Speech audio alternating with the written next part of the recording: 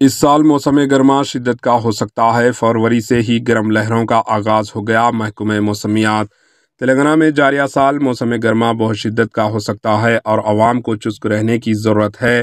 محکمہ موسمیات نے پیش قیاسی کی ہے کہ جاریہ سال موسم گرما شدت کا ہو سکتا ہے اور ماہ فروری کے دوران ہی گرمی کی لہر پیدا ہو سکتی ہے۔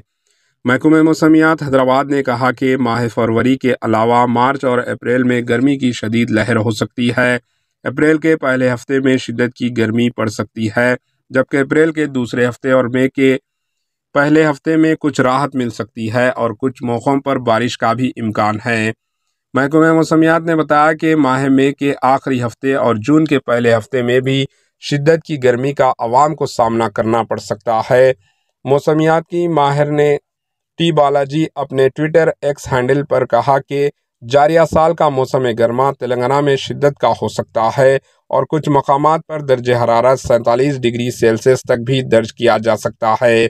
انہوں نے کہا کہ جاریہ سال کا موسم گرما بھی 2017 کے گرما کی طرح ہو سکتا ہے، جبکہ کئی مرتبہ گرمی کی شدید لہر دیکھی گئی تھی اور ریاست تلنگانہ میں گرمی لگنے سے اموات بھی ہوئی تھی۔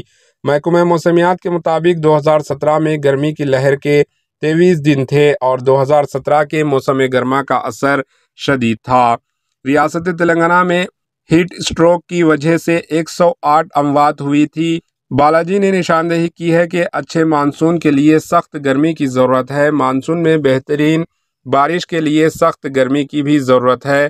اس سال مانسون کے موسم میں ENSO تقریباً غیر جانبدارانہ رہے گا۔